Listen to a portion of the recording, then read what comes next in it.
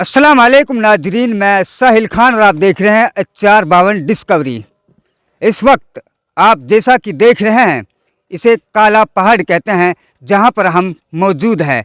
ये काला पहाड़ अरावली नाम से भी जाना जाता है, लेकिन सबसे पहले मैं आपको बता दूं, ये मेवात की रीढ़ की हड्डी है। और इसी के साथ में जब मेवात को दुनिया का दिल कहा जाता है, तो हम काले पहाड़ पर बैठकर ये बात पूरे दावे के साथ जाहिर करते हैं और आपसे कहते हैं कि काले पहाड़ से मेवात का वो कल्चर, संस्कृति, तहजीब और यहाँ की जो इतिहास, मेवात की जो मिट्टी है, शुरुआत होती है वो काले पहाड़ के इर्द गिर्द। इसकी वादियाँ कह लो या झाड़ियाँ कह लो, इसी के आसपास घूमता है दुनिया का दिल, जिसे कहते हैं मेवात। और आज हम उसी काले पहाड़ पर हैं। काले पहाड़ की बात करते हैं हम झिरका से।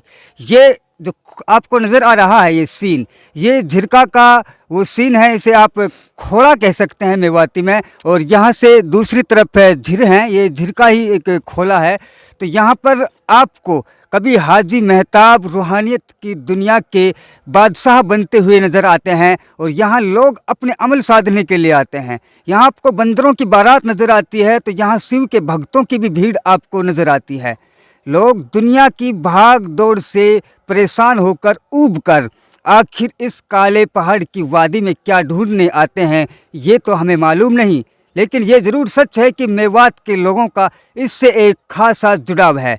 अब मैं आपको ये भी बता दूं कि कहने के लिए तो हिमालय पर्वत दुनिया का सबसे ऊंचा पर्वत माना जाता है और है। लेकिन अगर हम काले पहाड़ पर बात करते हैं, इस पर बैठकर, सच्चाई यह है, ये कोई किंवदंती नहीं है। आप इतिहास में जाकर देख सकते हैं, किसी भी आप उस रिसर्चर से पूछ लीजिए जो इस चीज़ को जियोग्राफी को जानता हो। आप गूगल पर सर्च कर देख लीजिए, ये वही काला पहाड़ है जो दुनिया का सबसे ऊंचा पहाड़ माना जाता है और है। वक्त के मुताबिक जब काले पहाड़ का नीचे झुकना होता है तो हिमालय का उत्थान होता है। काला पहाड़ ही मजबूत है। हिमालय का जब गिरना शुरू होगा, जैसा कि गिर रहा है, हो सकता है काला पहाड़ फिर से उभरना शुरू कर दे।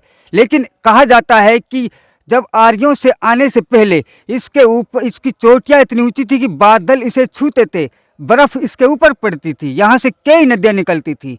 आज जिस सरस्वती नदी को खोजा जा रहा है, लेकिन वो नहीं पा रही है, वो इसीलिए क्योंकि सरस्वती नदी तब तक नहीं पा सकती तब तक काले पहाड़ को खोजा नहीं जा सकता।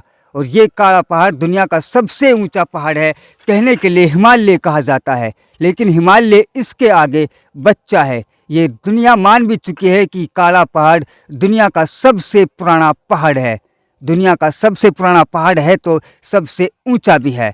तो कहीं न कहीं कुदरत के करिश्मों में इसके अंदर बहुत सारे राज छुपे हुए हैं। और उसी राज की रूहानियत को लेते हुए यहाँ पर आपको शिव के भक्तों के साथ साथ में यहाँ आपको इल्म आलिम दीन भी मिल जाते हैं, आमिल भी मिल जाते हैं और एक से एक बुजुर्ग इन वादियों में आपको घूमते हुए मिलते हैं। ये भी यहाँ की एक अजीब कहानी है कि यहाँ आपको शेर बकरियों के साथ देखने को मिल सकते हैं, शेर की सवारी के करने के किस्से मिल सकते हैं। कहा जाता है कि हाजी महताब जो नगीना कस्बे से है, कि वो जो यहाँ पर मस्जिद है हाजी महताब की इसवाल में, तो वो नगीना से यहाँ तक शेर की सवारी कर कर आते थे। और ये कोई पौराणिक कथा नहीं है, ये अभी की बात है और आप शायद आपने ये बात सुनी भी होगी। लेकिन कोई न कोई राज तो इसमें छुपा है। अब मैं आपको बता दूं वो क्या राज है जो इसको अट्रैक्शन करता है, जहां तक हमारा एक ख्याल पहुंचता है। जैसे कि काफ, छोटा काफ, काफ के पेट में आपने मरकज़ का नाम सुना होगा। मरकज़ घुमावदार होता है। और कौफ काफ, इसे काला पहाड़ कहा जाता है। काला कौफ यानी कि अंधेरे में, अंधेरे के अंदर क्या राज है, और फिर वो मरकज़ है, वो घुमाव है, उसे सीधा करते हैं तो वहीं कुदरत का कुछ न कुछ राज है। और ये दुनिया का सबसे पुराना पहाड़ है।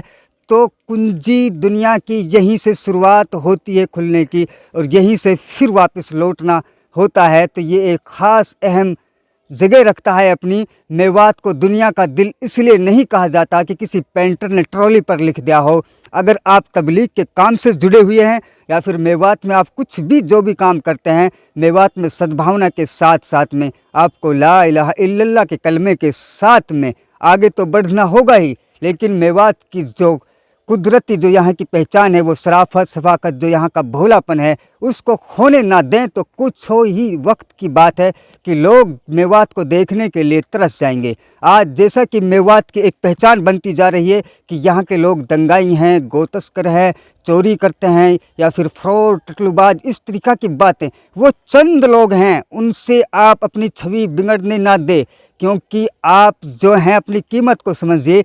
मेवात जो है वो दुनिया का दिल है। जब तक दिल साफ नहीं होगा तो पूरे शरीर बॉडी में आपका ब्लड प्योरीफाई सर्कुलेशन नहीं हो सकता। जब शरीर दिल साफ होगा तो तभी आपका खून भी साफ पूरे शरीर में सप्लाई होगा।